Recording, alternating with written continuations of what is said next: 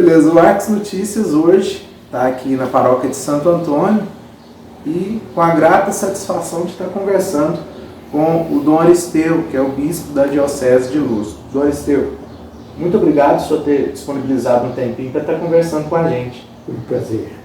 Seja bem-vindo a Arcos, né? Pois não, obrigado. Você já é quase uma recorrência, né? Recentemente o senhor esteve aqui quanto da entronização, né? Sim. Da relíquia de Santo Antônio de primeiro grau. Sim. Para começar, eu gostaria que o senhor falasse um pouquinho sobre a importância dessa relíquia aqui para a paróquia de Santo Antônio e para a comunidade num todo. Sim. A relíquia é uma confirmação, porque a paróquia de Santo Antônio, tendo ele como padroeiro, significa que ele é a inspiração espiritual para seguir Jesus Cristo, para evangelizar um pouco a maneira, o estilo de vida dele. Então, por isso, é importante também que ele tenha um papel de intercessão, porque o Santo Padroeiro, além de modelo, exemplo, inspiração, ele é intercessor também. E todos sabemos quanto o Santo Antônio é forte, né, nesses dois temas. Então, por isso, tendo uma relíquia, evidentemente, tem mais, vamos dizer assim, proximidade, mais assim, com a vida do santo. E dá aquele aguçamento na fé também. Com certeza, exatamente. A visita do senhor, o senhor está percorrendo, ontem o senhor esteve numa escola. Essa visita, qual que é a mensagem que o senhor leva? Pelo menos igual ontem, para os alunos. Acho que o senhor parece que vai também no Pousada dos Bergos. Qual que é a mensagem do bispo para nossa comunidade? Bom, a mensagem que eu procuro levar é essa que as paróquias, pela qual as paróquias trabalham, todos nós, padres, bispos e toda a diocese, não é outra coisa senão levar o Evangelho, levar a esperança, levar a pessoa, o conteúdo, a proposta, o projeto de Jesus Cristo, do Reino de Deus, para toda pessoa de boa vontade, e que ela, evidentemente, sobretudo para os jovens, ela é importante ser transmitida, porque a juventude, como sempre, em todos os tempos, mas a juventude é a fase da vida de mais busca, de experiência, de aventura, de desafios, de descoberta de valores, de projeto de vida. E definitivamente é importante também que eles tenham acesso pela paróquia e pela nossa visita a esses valores que são não necessariamente para seduzi-los, entre aspas, para ser católico, para ir para as comunidades, mas eles têm direito de saber de Jesus Cristo, da proposta dele, do conteúdo importante para todas as nossas vidas. Então, o que a gente leva lá é um pouco tudo isso. Essa mensagem de a esperança, mensagem, busca, a necessidade da espiritualidade, não importa em que expressão de fé, a liberdade de cada um. Então, portanto, nós não vamos às escolas fazer catequese de forma nenhuma. Nós vamos apoiar a espiritualidade como um elemento essencial para a construção da vida, para a definição da identidade, da busca de um projeto de vida que nos ajude a se posicionar na sociedade, colaborando, inclusive, para melhorar a nossa sociedade. E nesse tempo de redes sociais, de mídias sociais, onde a velocidade é muito rápida, o papel da evangelização ficou mais complicado ou ele facilitou um pouco, na visão do senhor? Eu acho que facilitou. Porque, vamos dizer assim, o acesso ao trânsito da informação, ele é muito rápido. Se, por outro lado, a informação ruim, digamos assim, as más notícias, as fake news, correm muito e tumultua por um lado, mas é um chamado para nós de colocar a verdadeira mensagem de Jesus Cristo. Então, acho que esse esforço, o veículo é importante. Nós temos, como igreja, é saber aproveitar esse momento, fazer esse esforço, não ficar com medo. Porque eu mesmo me lembro, decidimos em determinado momento colocar também pela internet, pelo Facebook, pelo Instagram, pelo telefone, pelo Zap, uma mensagenzinha semanal de conteúdo da Palavra de Deus para cada domingo. E nós colocamos, chama-se Luz à Rede. E há outras iniciativas das paróquias, como sites, muito importante. E é o meio de nós estamos, vamos dizer assim, ganhando esse espaço para Jesus Cristo, para o Reino de Deus, para anunciar o bem, a paz, é o que se fala de tudo. O que presta e o que não presta. Então, Jesus Cristo tem direito desse espaço. Tem que ter esse espaço também de evangelização. Se fala de tanta coisa supérflua nas redes sociais, mas levando Deus, né? Com toda certeza. Falando em Deus, Jesus Cristo, o temor a Deus ainda, ele existe? Olha, eu não sou pessimista, não acho que está crescendo. Sim. Porque eu acho que a sociedade, da ilusão, da solução de tudo, pela técnica, pela ciência, pela razão, o iluminismo, vamos dizer assim, que até há pouco influenciava muito, por exemplo, as universidades, as cabeças pensantes. Nós estamos num período em que as pessoas estão começando a descobrir que sem Deus a gente não vai em terra nenhuma, não. Sem religião, sem Jesus Cristo, sem os valores espirituais, não estamos chegando em terra nenhuma, não. Um exemplo disso é um ramo da ciência, um grupo de cientistas internacional que estão fazendo esse trabalho, por exemplo, do design inteligente. Pode bater lá na internet que você vai encontrar um monte de vídeos, encontros desse pessoal que está meditando um pouco desapaixonadamente e descobrindo que na beleza, na maravilha, na perfeição da natureza está a assinatura de um ser inteligente que criou tudo e que, portanto, não há nenhuma contradição entre ser cientista, entre saber um pouco mais das coisas humanas e saber que Deus é a luz maior, é a sabedoria maior que nós temos que buscar. Eu acho que eu vejo passos interessantes. Se, por um lado, como você dizia, a internet divulga tudo quanto é loucura, tudo quanto é pensamento, e pessoas que fazem também propaganda de ateísmo, eu vejo muito mais pessoas buscando, não vou dizer até que todo mundo encontre de imediata forma, não, mas eu acho há mais sensibilidade, há mais busca de valores espirituais. E essa busca de valores espirituais, a igreja hoje ela está mais, vamos dizer assim, mais maleável, entendendo cada ser humano como uma pessoa diferente. Por exemplo, eu tenho uma forma de buscar a Deus, Padre Paulo tem uma, a igreja está entendendo valorizando essas experiências de busca de Deus de forma, com certeza, um diálogo, respeito. E, aliás, diga de passagem que nós, a Igreja Católica, sempre buscamos ter uma atitude ecumênica, respeitosa para com quem é diferente. Pode ter aqui e ali alguma expressão, porque a igreja é grande e ela tem muitas expressões, há muita diversidade, inclusive dentro da igreja. Mas você pode dizer que a nossa presença oficial, tanto do Papa como da CNBB, e de modo geral dos nossos padres, é uma atitude respeitosa que valoriza também os outros. Por exemplo, nessas conversas nossas nas escolas, estou recebendo depoimentos e colaboração maravilhosas de evangélicos. Ontem mesmo, o Padre Paulo Gil, chegou um jovem, eu pedi para que se identificassem no grupo lá, eles se identificaram. Depois, no final, veio e me disse, uma professora também evangélica, dizia, fiquei encantado, agradeço muito essa forma como a Igreja Católica está refletindo, trazendo uma reflexão para a juventude. Vocês estão fortalecendo valores os quais são essenciais para a nossa vida. Então, acho que esse respeito existe e ele é importante que seja dito. Uma revelação para você.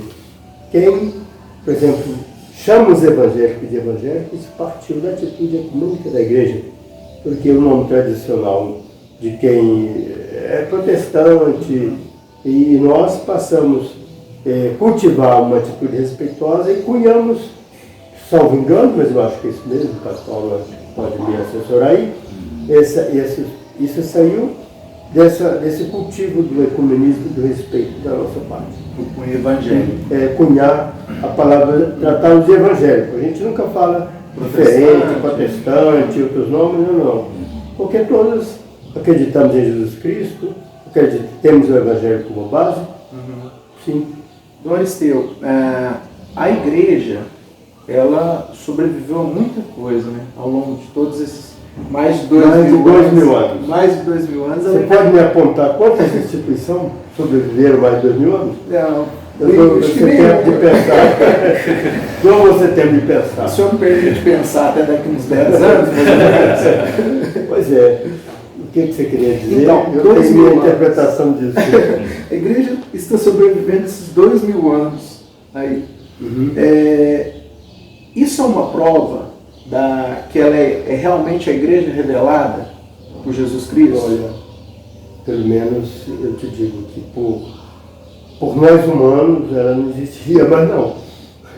Porque realmente aquela palavra de Cristo, que as potências do mal não vencerão, a gente só tem que acreditar nisso. Porque você imagina quantas peripécias, quantas complicações políticas, econômicas, na Europa, guerras destruidoras. Só tem 60 anos que parou de existir guerra na Europa de um país contra outro. Inglaterra e assim por diante. Espanha, aquela confusão toda. E a igreja sobrevivendo. Por exemplo, nunca houve destruição dos acervos do Vaticano. Mesmo com todas essas guerras, não tem destruição. Não tem destruição. Nós temos preservada a nossa história de 2.000 anos. Isso é maravilhoso. Então, quando houve ameaça na Itália, a igreja conseguiu transferir o seu acervo, por exemplo, para a França ou para outro país. Então, não foi violado o nosso acervo histórico. Isso só pode ser providência de Deus, não tem outro sentido. Então, isso da gente, vamos dizer assim, nos assegura de que Deus realmente caminha conosco, Jesus mesmo, o seu Espírito, é que conduz a história, e que mesmo com todas as peripécias e dificuldades e cismas que surgiram, e muitas vezes é por motivos políticos mesmo, mas nem por isso, graças a Deus, a igreja se desfez ou se desmontou. Está aí firme caminhando. Se mantém firme e forte. Graças a Deus. Nós temos 2 papas hoje, né? Um benemérito, né? Que é o Papa Joseph Ratzinger, no Bento XVI, se não me engano, e nós temos agora o Papa Francisco.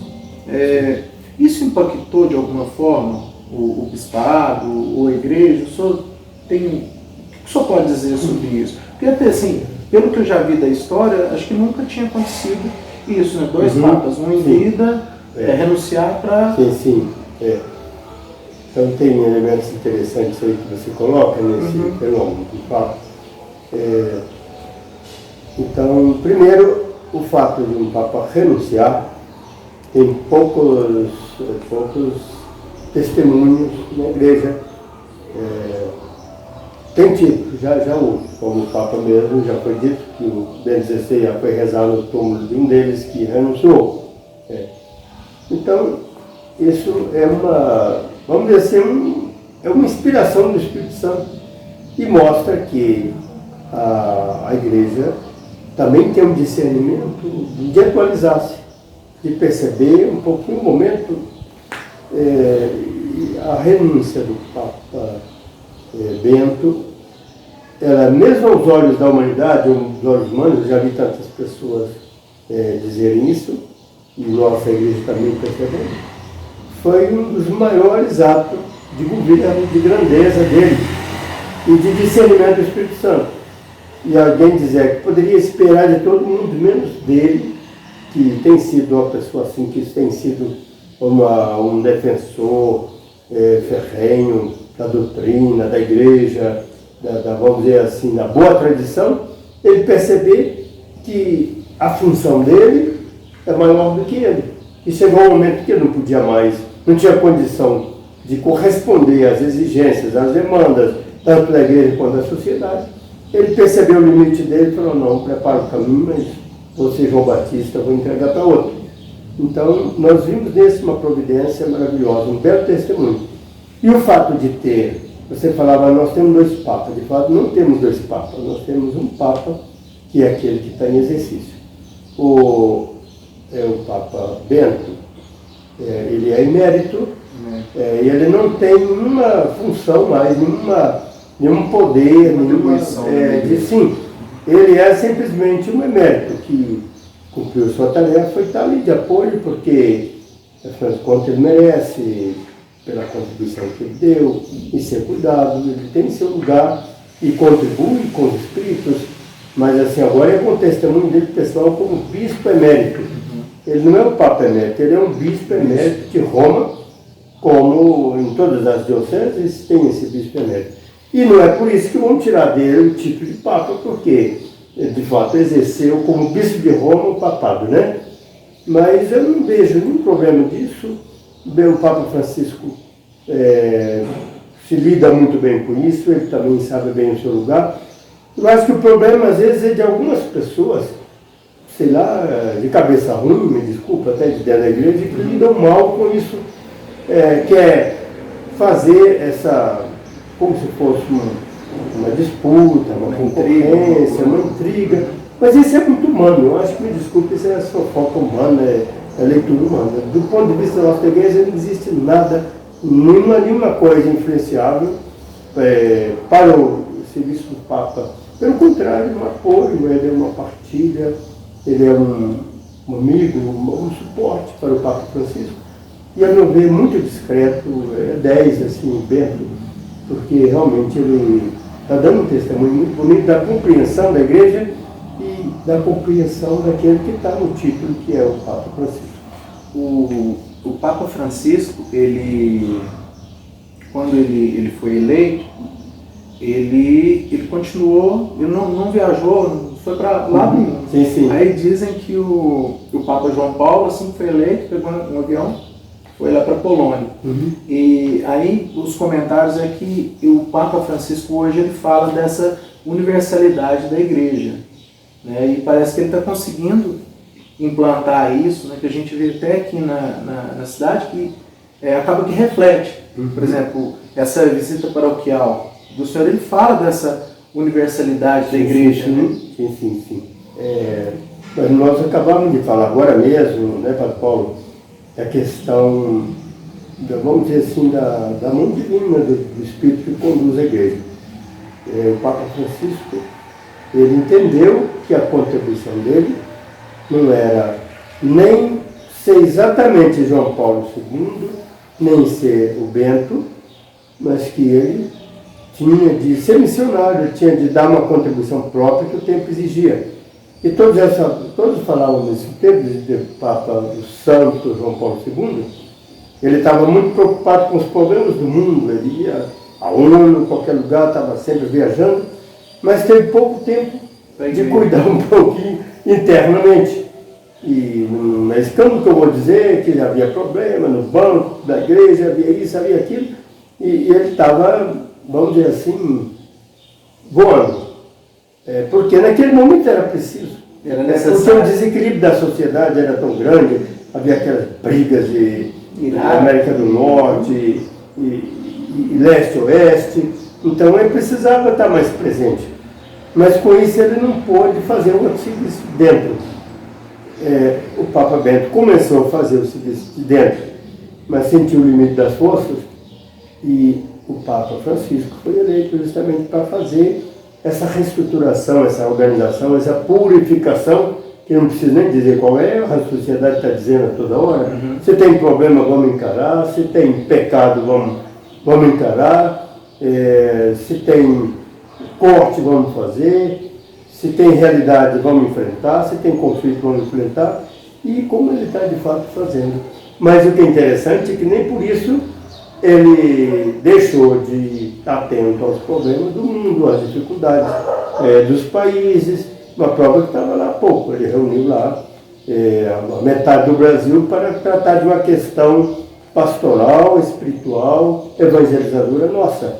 E enfrentou. mesmo com tudo quanto era incompreensão, fofoca, conversa, interpretação, dizendo que ele tinha virado político, que ele estava influenciando até mesmo para criar um país, desse país da Amazônia. Ele não está nem preocupado com isso, está fazendo a obrigação dele.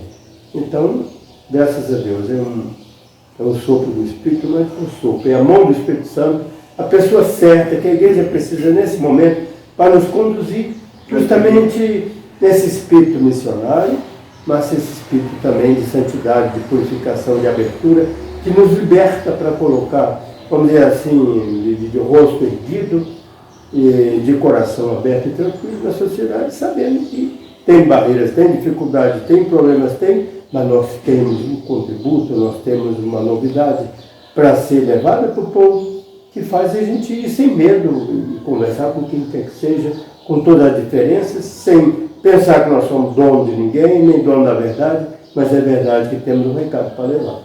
Legal. Aceitando as falhas, né? E lutando para combatê-las. O senhor falou do sínodo, o Pan-Sínodo, né, da Amazônia. Pan-Amazônico. Ele... Qual mensagem que o senhor tira dele, sendo dessa que o senhor falou da questão da Amazônia, que é uma questão pontual do Brasil, mas também que abrange toda a América do Sul, né? Sim. Olha, há uma esperança muito grande, já saiu até um documento bastante grande, que eu não tive nem tempo de ler, porque meu tempo agora é para a Árvore, para a escola, o dia inteiro encontrando os grupos, eu já sobreli e vi os títulos, e o próprio Papa nos disse que o grande contributo que ele tem, que ele foi dado, porque o sínodo é uma escuta que o Papa faz da realidade, daqueles que estão com o pé no chão, é uma escuta da cultura, da realidade, dos desafios, vamos dizer assim, das carências que existem, e ele disse muito bem que foi maravilhoso esse contributo que ele recolheu. Então o sínodo, ele não é um momento de definição de nada, não é um momento de decidir nada, não é uma assembleia, se votou, tem isso, tem aquilo, não. O Papa fez essa escuta para entender melhor as potencialidades, as forças, as fraquezas, as fragilidades, as necessidades. E a partir disso, então, ele vai discernir, ele vai refletir, e ele vai nos dar as indicações de ação. Mas só que ali já tem um produto muito forte, que é o fato do diálogo, o encontro, isso é tudo. Quando você está lá no sul e eu estou no norte, nós estamos discutindo um tema que é daqui do meio, suponho de Minas, eu tenho uma visão, você tem outra. Nem eu consigo ver essa realidade como ela é, nem você de longe. Sobretudo se nós não somos daqui. Agora, quando a gente se assenta, ouve a leitura de um ponto de vista de outro, aquilo já se gera um grande crescimento na compreensão da realidade mais exata. Então, portanto, a resposta que virá daí, os indicativos que ele dará para a ação pastoral e evangelizadora, inclusive no tocante a essa questão, por exemplo, da realidade amazônica, toda essa problemática que a gente ouve tanto falar, mas nós não estamos lá. É um outro mundo, é uma outra realidade. E agora ele escutou, foi quem está lá com o pé no chão. Então isso vai gerar, e gerou já, com toda certeza, um novo, que vai assim, ser um contributo importante. Então a mensagem que eu digo é essa, não ficarmos interpretando por mensagem, por recado de recado, leitura de leitura, interpretação de interpretação, mas esperar o documento final chegar e as propostas do Papa, que vão ser muito iluminadoras. Até porque, igual o senhor mesmo falou, a gente não conhece a realidade de lá. Conhece a realidade. Como diz, a realidade lá é terrível, né? Exato. Quilômetros de rio. Eu já tive essa experiência, Arnaldo, disso. Eu já tive a oportunidade de ir lá em missão por um mês, um tempinho, mas verdadeiramente é outro Brasil, é outro mundo. Os critérios de distância, de comunicação, outra coisa totalmente diferente. Por exemplo, eu viajei, por exemplo, 18 horas da sede de uma diocese para chegar até uma paróquia. 18 horas em barco. E ali ainda tive de pegar mais 10 horas de lá para ir em capelas. Nossa. E para ir em comunidades. Então, pode ser 18 mais 10 são 26 horas, sei lá, 28 horas. Quer dizer, o tempo não é o mesmo. O tempo não é o mesmo. Assim, o tempo e o espaço são duas categorias que mudam por completo a vida, a forma de encaminhar. Não tem essa facilidade de comunicação. A comunidade que eu fui lá, o que ainda está funcionando é o telefone, aquele antigo, tipo radioamador, o meio de comunicação. O meio de transporte é a lanchinha, é a casquinha de pau, e toda uma realidade desafiadora. E, no entanto, as pessoas creem, esperam, lutam, expressam sua fraternidade, mas pode melhorar. Tomara que melhore, né?